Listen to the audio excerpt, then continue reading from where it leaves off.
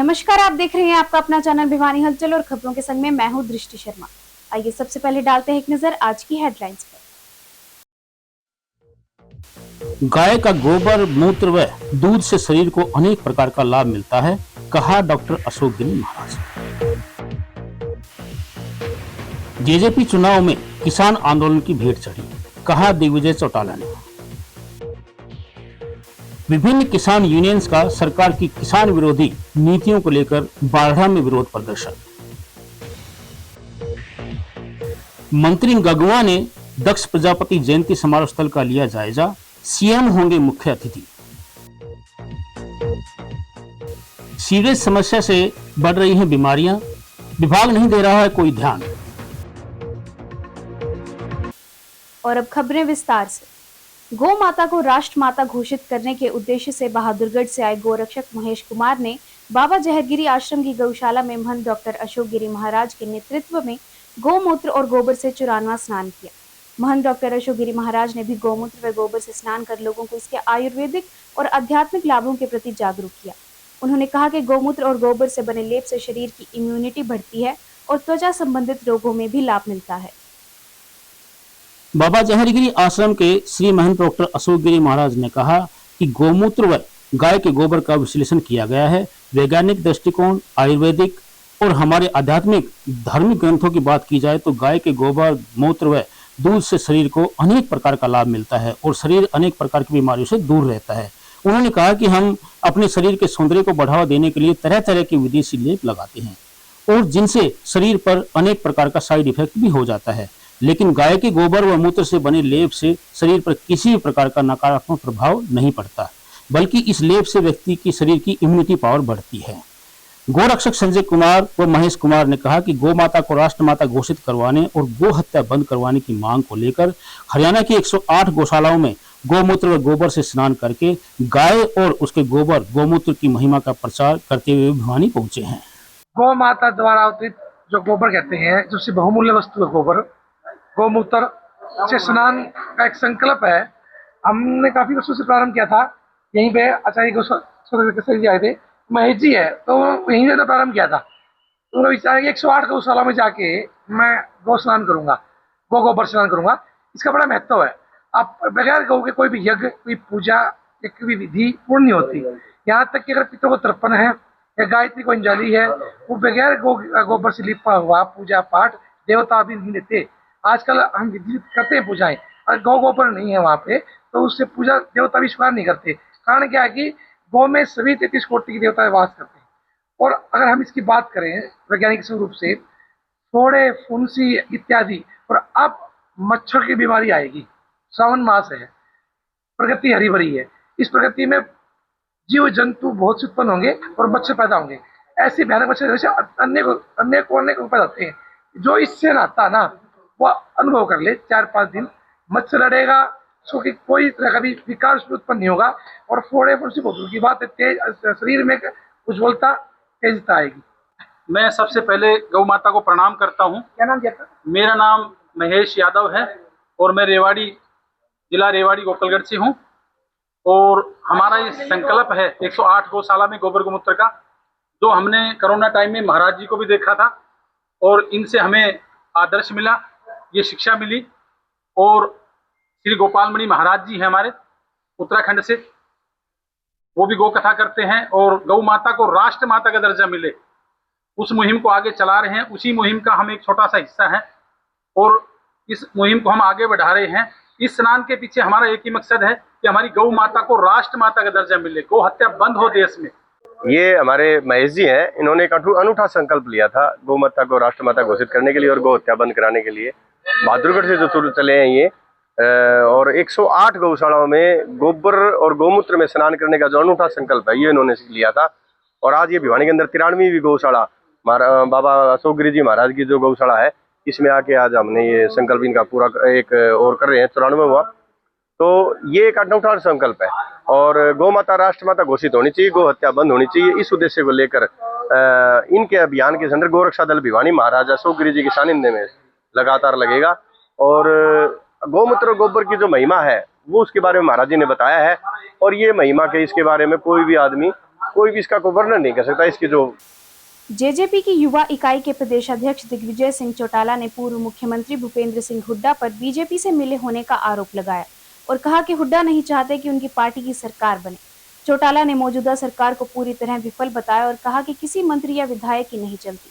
उन्होंने श्रुति चौधरी को चाय बिस्किट वाली मंत्री बताया और कहा कि 2029 में हरियाणा के मुख्यमंत्री दुष्यंत चौटाला ही बनेंगे। जेजेपी के युवा प्रदेश अध्यक्ष दिग्विजय सिंह चौटाला ने भिवानी में अपनी पार्टी के कार्यालय में पत्रकारों से बातचीत करते हुए कहा कि बीजेपी सरकार के सभी मंत्री व विधायक न चलने के कारण बार बार शिकायत करते हैं। उन्होंने कहा कि राज्यसभा सांसद पीण चौधरी ने खुद एक कार्यकर्ता को कहा है कि श्रुति चौधरी तो चाय व बिस्कुट वाली मंत्री रह गई है, यहाँ किसी की चलती नहीं है। दिग्विजय सिंह चौटाला ने खुद की हार का कारण पर बोलते हुए कहा कि किसान आंदोलन के भेद चढ़ गए थे, उसकी वजह से उनकी पार्टी हार गई थी। उन्होंने कहा कि आज उनकी पार्टी में काफी युवा जुड़ रहे हैं। पार्टी में यूं जुड़ने का मतलब यही है कि 2029 में जेजेपी की सरकार बनेगी और सीएम दुष्यंत चौटाला बनेंगे। चौटाला ने कहा कि आज युवा भटक रहा है, नौकरियां नहीं है, नशा और क्राइम बढ़ रहा है, सभी नौकरियों पर स्टे लगा हुआ है। जननायक जनता पार्टी का युवा इकाई का यूथ विंग का युवा जोड़ो अभियान बड़े जोरों शोरों से चल रहा है। प्रदेश के अंदर आज की सरकार से त्रस्त होकर, परेशान होकर, प्रताड़ित होकर प्रदेश की नौजवान पीढ़ी विकल्प के तौर पर अपना भविष्य जननायक जनता पार्टी में और अपनी आस्था नेता के तौर पर दुष्यंत सिंह चौटाला में व्यक्त कर रही है। तकरीबन 8 जिले हमने कवर कर लिए। अगर मैं अनुमान बिठाऊं तो 20-22 हल्के पूरे प्रदेश के अभी तक मैं जाके आया हूं। लगभग 70 हल्कों में अभी और जाना है और ऐसा माहौल है जैसा चुनावों में होता है। लोगों को इस बात का अचंभा हो रहा है कि 4.25 साल सरकार के पड़े हैं और लोग अन्य पार्टियां छोड़ करके जेजेपी में जिस प्रकार शामिल हो रहे हैं, ये इस बार की ओर इशारा है कि 4.25 साल जो दृढ़ संकल्प मेहनत डॉक्टर अजय सिंह चौटाला जी के दिखाए रास्ते पर, उनके असूलों पर करेंगे पार्टी के कार्यकर्ता और एक ही लक्ष्य, एक ही मिशन, किसान कमीरे गरीब मजदूर की सोच का हित का राज हरियाणा प्रदेश में 2029 में बढ़ाना है। और उसके लिए आज से ही युवा साथियों ने इस बोझ को अपने कंधों पर उठाने का मन बना लिया। तो बहुत अच्छा, चारों तरफ बड़ा अच्छा माहौल है। पार्टी में वो लोग भूले भटके आशु जैसे साथी हमारे पुराने जो कहीं किसी के बहकावे में आके चले गए, कोई कमी पेशी रही, अब वो सब लोग वापस आ रहे हैं और खुले मन से पार्टी के अंदर वापस शामिल हो रहे हैं। मैं इनका दिल से स्वागत करता हूं। आज नए भाई कई हमारे साथी, कोई CBLU के हैं, कोई वैश्य कॉलेज के हैं, ये सब आपके भिवानी के सारे शामिल हुए हैं। मैं इनका दिल से आभार प्रकट करता हूं और मुझे उम्मीद है कि हम मजबूत विकल्प के तौर पर दिन प्रतिदिन मेहनत करके खड़े।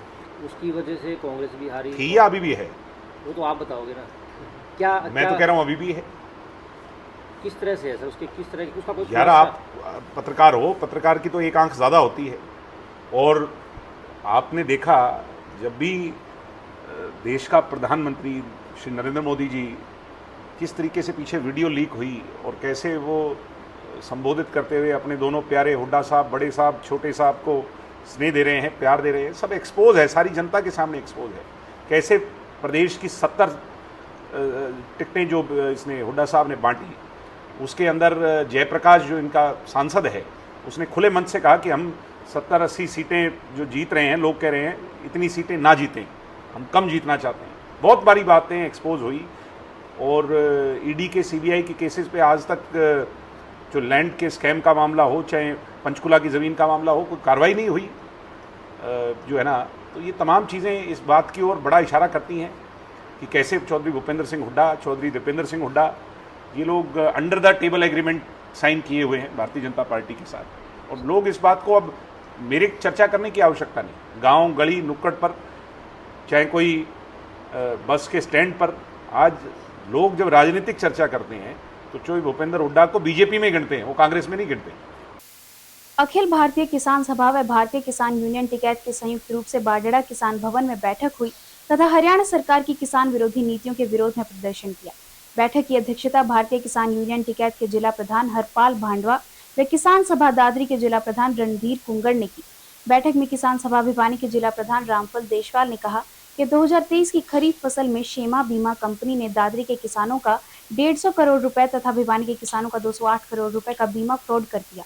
उन्होंने कहा कि अपनी मांगों को लेकर संयुक्त किसान मोर्चा 16 जुलाई से एसडीएम लोहारू कार्यालय पर 24 घंटे का अनिश्चितकालीन पड़ाव डालेगा। किसान सभा भिवानी के जिला प्रधान रामफल देसवाल, उप प्रधान कामरेड ओम प्रकाश व भारतीय किसान यूनियन टिक्केत के प्रधान हरपाल भांडवा ने कहा कि 2023 की खरीफ फसल में बीमा कंपनी ने दादरी के किसानों का 150 करोड़ रुपए तथा भिवानी के किसानों का 208 करोड़ रुपए का बीमा फ्रॉड किया है। उसने यह फ्रॉड कृषि कल्याण विभाग के उच्च अधिकारियों के मिलीभगत से किया है। राज्य सरकार ने रबी फसल 2022-23 का मुआवजा भी नहीं दिया है, जो जनवरी 2023 में बेमौसमी बारिश, ओलावृष्टि व सर्दी से रबी की फसल का नुकसान हुआ था। यह भिवानी का 308 करोड़ रुपए तथा दादरी का 172 करोड़ रुपए बकाया है। उन्होंने कहा कि 2023 के 350 करोड़ रुपए के बीमा फ्रॉड की उच्च स्तरीय न्यायिक जांच करवाए, दोषियों को गिरफ्तार करवाने व ब्याज समेत किसानों को 350 करोड़ रुपए उनके खातों में जमा करवाने तथा अन्य मांगों को लेकर संयुक्त किसान आगामी मुख्यमंत्री की 24 जुलाई के झोझू दौरे पर उन्हें काले झंडे दिखाने का काम करेगा। मीटिंग थी, हमारे जो बकाया मुआवजा है इनके बारे में लोहारू भी धरना चलेगा 16 तारीख से और बारडा में 17 तारीख से धरना चलेगा, लगातार धरना चलेगा और 24 तारीख को सीएम जो जुमार है उसको काला झंडे भी दिखाएंगे। हमारी मांग नहीं मानी गई। दादरी जिले का किसान सभा का प्रधान, जो हमारी किसानों की मांगे हैं, हमारा जिले का 172 करोड़ रुपए मुआवजा बकाया है तथा 150 करोड़ रुपए हमारा फसल बीमा बकाया है। उसके लिए हम आंदोलन करेंगे। यदि सरकार हमारी किसानों की मांगे नहीं मानेगी तो हम सीएम जो 24 तारीख को आ रहा है जोधपुर में उसको काले झंडे दिखाएंगे और लगातार हमारा धरना जारी रहेगा जब तक हमारी मांग पूरी नहीं होती। हमारे किसान भवन में इकट्ठे हुए हैं। हमने निर्णय लिया है कि 16 जुलाई से जो छेमा बीमा कंपनी ने 2023 की खरीफ फसल का जो फ्रॉड किया है 350 करोड़ का, उसके लिए हम पड़ाव डाल रहे हैं लोहारू में 16 तारीख से और 17 से 12 बजे धरना दिया जाएगा और वो 24 घंटे का पड़ाव चलेगा। जब तक हमारी मांग है कि 350 करोड़ ये जो फ्रॉड किया बीमा कंपनी छेमा कंपनी ने, इसकी उच्च स्तरीय न्यायिक जांच करवाई जाए, दोषियों को गिरफ्तार किया जाए और ब्याज समेत किसानों को ये पैसे उनके खाते में डाले जाएं।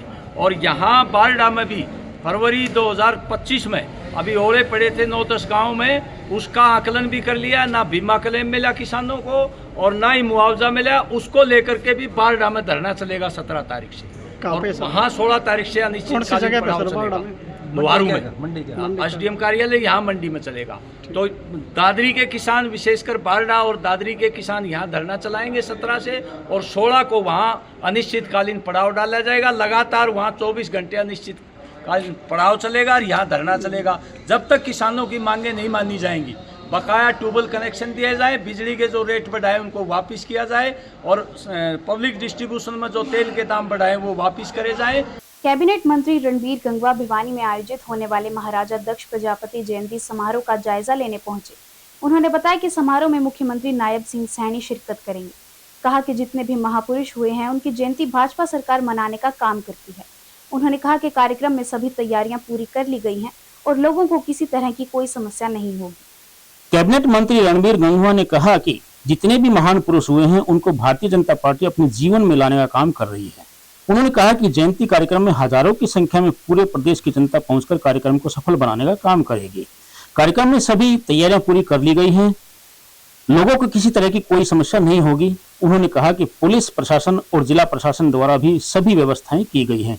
मुख्यमंत्री नायब सिंह सैनी के हरियाणा में क्राइम को लेकर बैठक में बोलते हुए उन्होंने कहा कि मुख्यमंत्री नायब सिंह सैनी ने क्राइम को लेकर पुलिस को पहले ही आदेश जारी कर दिए थे कि अगर कोई भी क्राइम करता है तो उसको जेल में भेजने का काम करें। क्राइम करने वाले को बिल्कुल भी बर्दाश्त नहीं करेंगे। क्राइम करने वाले या तो क्राइम छोड़ दें या फिर प्रदेश छोड़कर चले जाएं। आप देख सकते हैं कि किस तरीके से तैयारियां हमारी चल रही है। प्रशासन के लोग सारे लगे हुए हैं। प्रशासन भी पूरी तरीके से मुस्तैद है कि पार्किंग की व्यवस्था और जो लोगों को कोई प्रकार किसी प्रकार की दिक्कत परेशानी ना हो उसके लिए लगे हुए हैं। क्योंकि कल 13 जुलाई को महाराजा दक्ष प्रजापति जयंती हम यहाँ मनाने का काम करेंगे। मुझे पूरे प्रदेश के अंदर जाने का मौका मिला है। हर जिले के अंदर मैं गया हूँ। लोगों के अंदर बहुत जोश है, जुनून है और बड़ी संख्या के अंदर कल जो है यहाँ लोग पूरे प्रदेश भर से पहुंचेंगे, जिसमें मुख्य अतिथि हमारे यशस्वी मुख्यमंत्री नायब सैनी जी होंगे। अनेक मंत्रीगण, विधायकगण, हमारे MP, बहुत से साथी यहाँ कल पहुंच करके और एक भव्य सम्मेलन इसको बनाने का काम करेंगे। सर, पार्किंग की व्यवस्थाओं की बात करें तो क्या कुछ रहने वाली है, क्योंकि भारी संख्या बहुत जबरदस्त भीड़। मैं तो ये कह सकता हूँ कि पूरा स्टेडियम आपको कल भरा हुआ मिलेगा, क्योंकि पूरे प्रदेश से लोग आएंगे। और पार्किंग की व्यवस्था, और मेरी प्रशासन से बात हुई है, DSP साहब, DC साहब यहीं पे हैं, उनसे पूरी बात हो गई है कि ठीक तरीके से व्यवस्थित करें ताकि लोगों को, आने वाले लोगों को कोई दिक्कत परेशानी ना हो और पार्किंग कोई दूर भी ना हो, बिल्कुल साथ पार्किंग, नज़दीक पार्किंग हो। तो हमने जो चिन्हित की हुई है इस साइड में मेला ग्राउंड के अंदर भी, इधर शिक्षा बोर्ड है, और भी जो जगह जो पड़ी हुई है खाली, उसके अंदर पार्किंग की व्यवस्था ठीक तरीके से करने का काम प्रशासन के लोग करेंगे। मुख्यमंत्री जी आ रहे हैं, क्या कहेंगे उनके आने से समाज के लोगों को कितना फायदा होगा, कुछ समाज के नाम पर देकर भी जाएंगे? देखिए, भारतीय जनता पार्टी की सरकार है, इसमें मांगने की भी जरूरत नहीं पड़ती है। जिस तरीके से अंत्योदय पर कार्य करते हुए अंतिम व्यक्ति तक सरकारी सेवाओं का लाभ पहुंचे, हमारी सरकार कार्य कर रही है, चाहे वो सेंटर की गवर्नमेंट है, चाहे स्टेट की गवर्नमेंट है।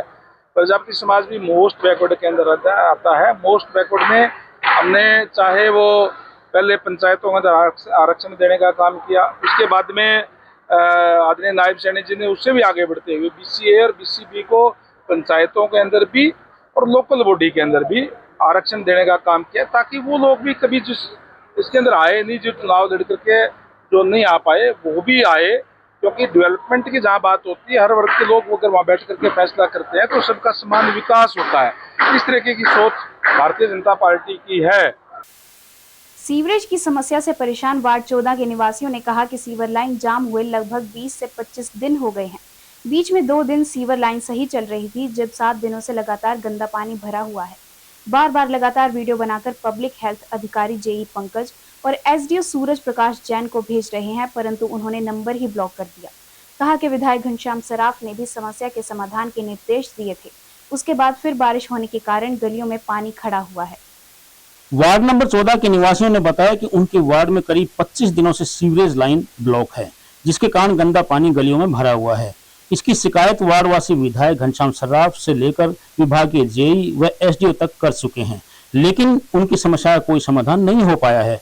बार बार संबंधित विभाग को शिकायत के बाद केवल JE के ट्रांसफर होने व मुख्यमंत्री के भिवानी दौरे को लेकर व्यस्त होने के बहाने बाजी की जा रही है। उन्होंने समस्या का शीघ्र समाधान करने की विभाग से मांग की। वार्ड नंबर 14 है, बड़ी परेशानी हो रही है सीवर की, कम से कम 15-20 दिन हो गए जी, कोई भी नहीं आता हो यहाँ सफाई के लिए, बड़ी परेशानी हो रही है हमें।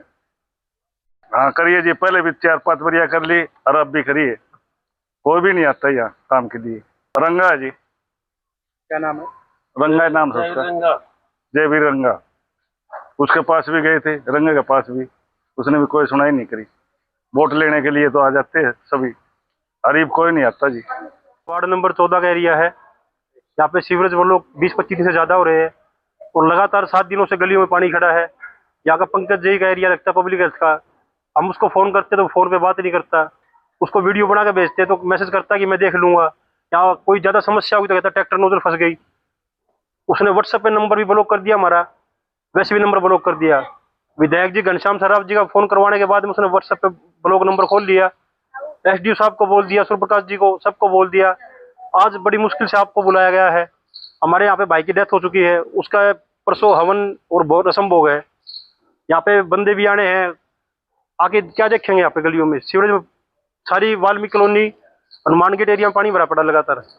रेशमा कितने दिन से समस्या है?